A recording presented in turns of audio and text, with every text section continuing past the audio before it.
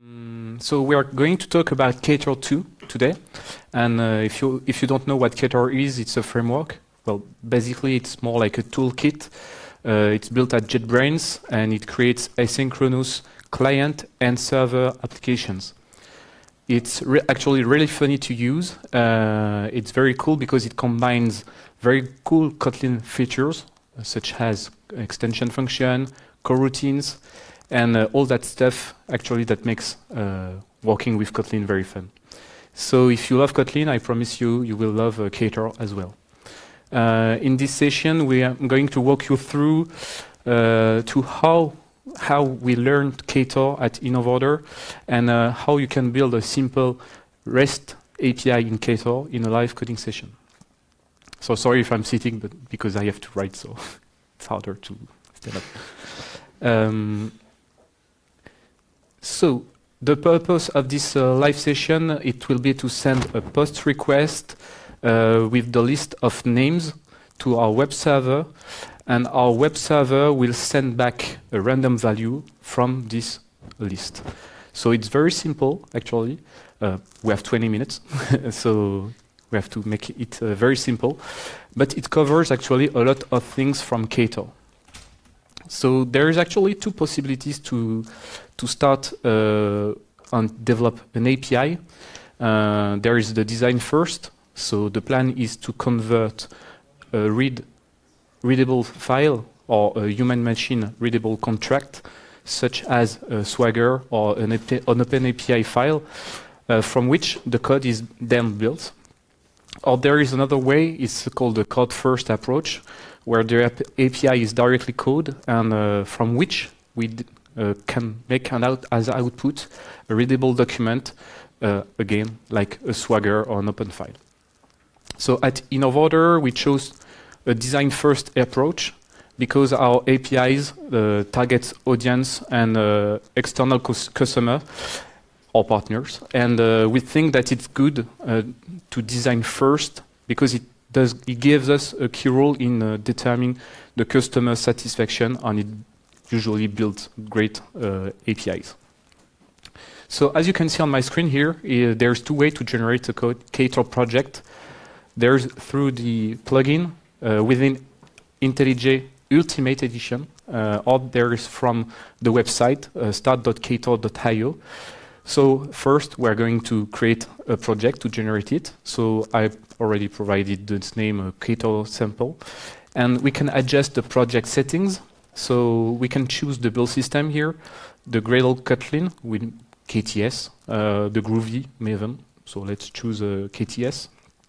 They ask you to specify the website, mostly to generate the packages. It generates automatically the name of the artifact. So you can select the Ktor version. So as you might know, the 2.0 has been released last week or 2 weeks ago, so it's brand new. And we are going to generate it from here.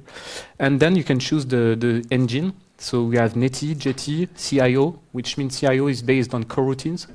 So it's great because it's built with Kotlin. So let's try CIO. And you have also Tomcat. And there is two configuration files, the Ocon file and within the code. So the configuration can be embedded within the code. I prefer using Ocon file because if you deploy, then you can inject your variable environment directly. So let's add the sample code. And now it's the shopping list. We have to add some plugins.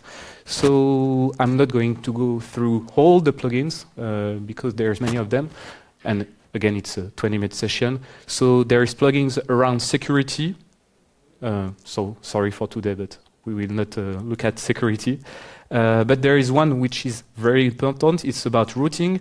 It allows to define structure routes and associated handlers. So we want to create an API, so we might need this one. The status page is cool, but we don't need it for now. Content,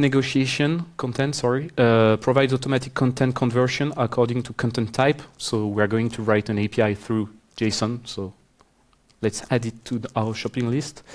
We could use default headers. So again, very simple. So let's not add it for now.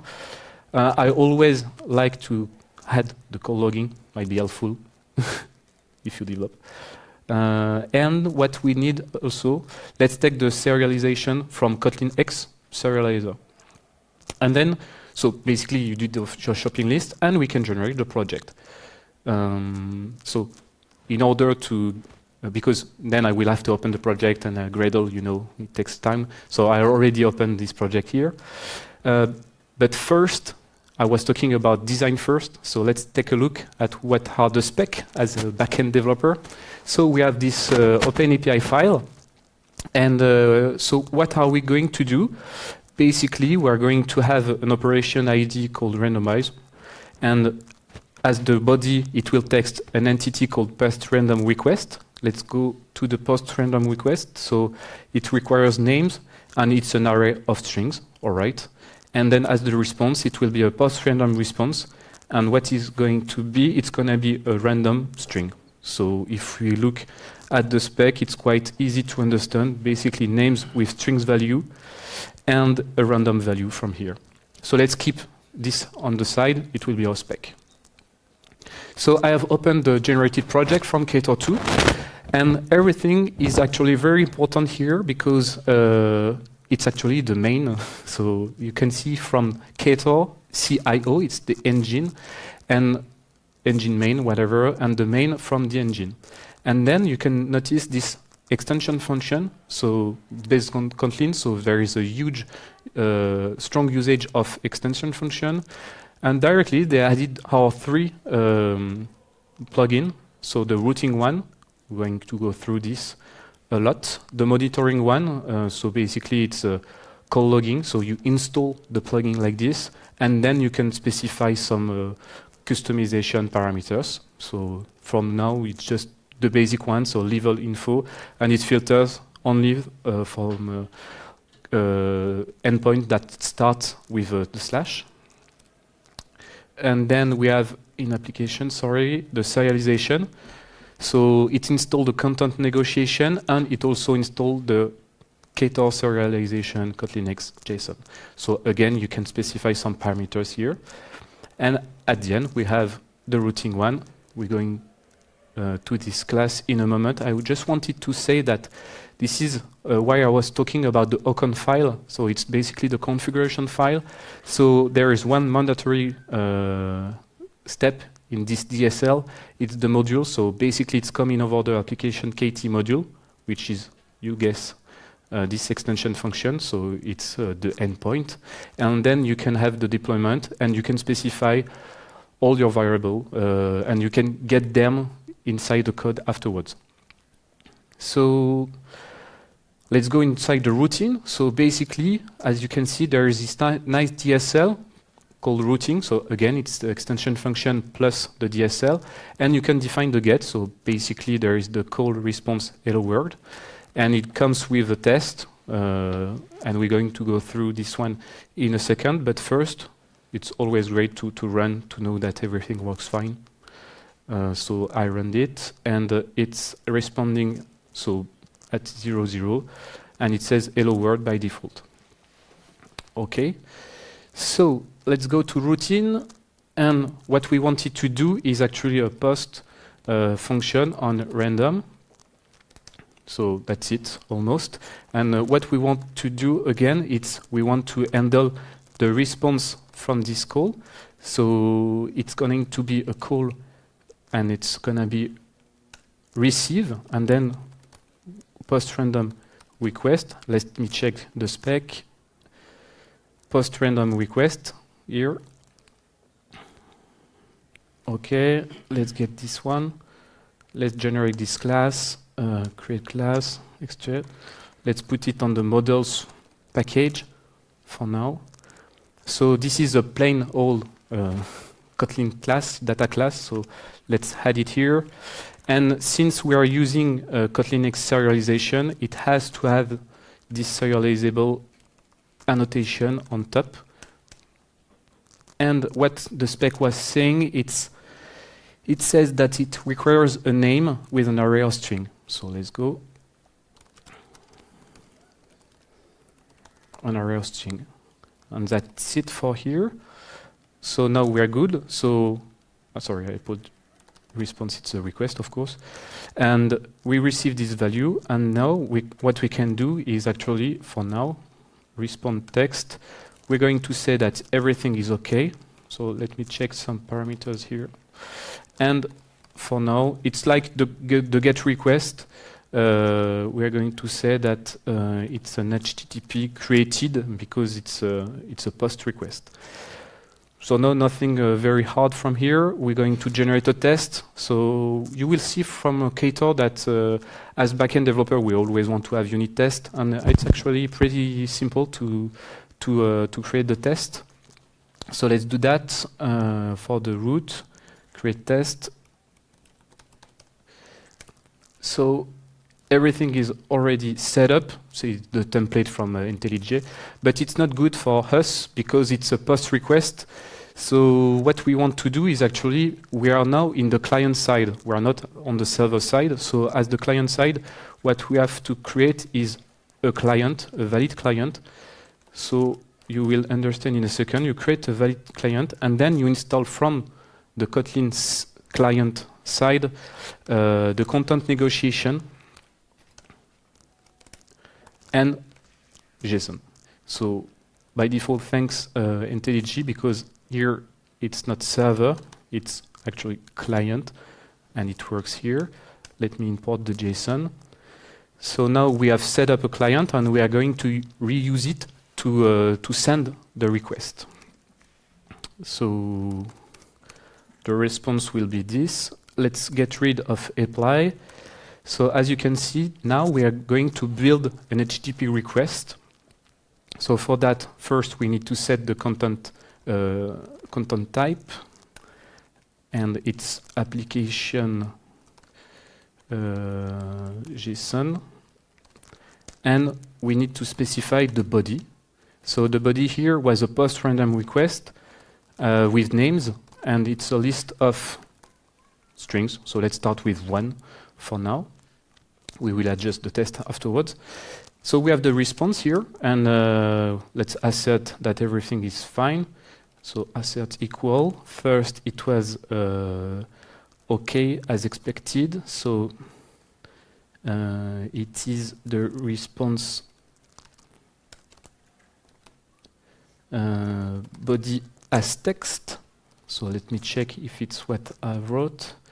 It was just okay, and it's an HTTP status created. So we can adjust the test as well here. So assert equals created, and it's the response dot status. So let's run this test.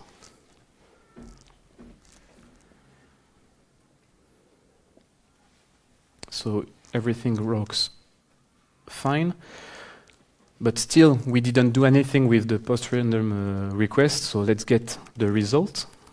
So we just received, as you can see from the hint, we just received the PostRandom request. So get the request dot names, and let's take the first for now. And what we are going to do is, so it's not really perfect on this API because we have to actually do a response, and it's a message. But then, thanks to Kotlin serializer, I just have to put the result for now. And that should be good. But it's not really perfect because it's only text. So I want to have my object. So let's check again on the spec. And the spec says I have to respond a PostRandom response entity. So let's create this class here.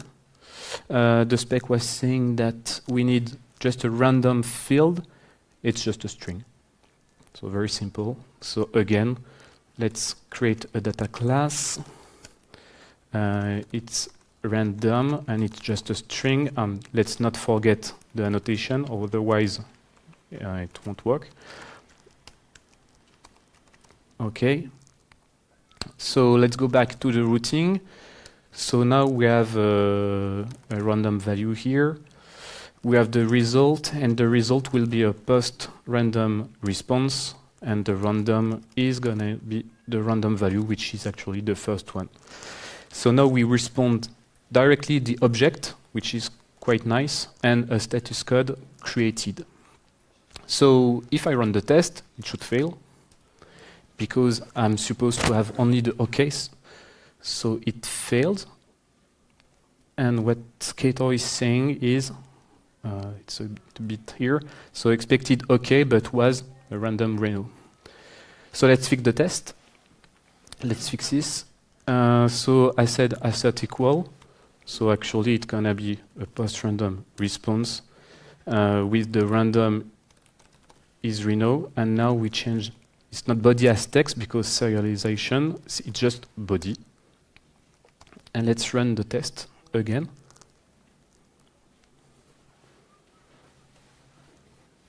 Everything is fine, so that's perfect. But there is something we might do as a backend developer. Is you might have heard about anemic models. So basically, it's a data class with just a value. There is a lot of logic here, and it's always great to put some business logic in this, because getting a random value when you have a list of 1, yes, does not. It's not very cool. So there is this project called Validator. I add the dependency, but you're going to understand very easily how we can add business logic and avoid this kind of anemic models. So it works quite easily. You just have to validate everything beforehand. So let's check its validate. And we're going to validate that the PostRandom request, names as a size of, let's say, min equals 2. So this is kind of a super, it's not a test actually, it's just validating that the entity complies with our business logic. And what we have to do also is, if it doesn't fit, then we have to catch everything. So it's going to be the error, and it's constraint violation exception in this case.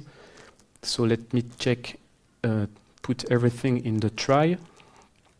And if there is an issue, then what we are going to do is just call response text, not OK, and the status, it will be unprocessable entity.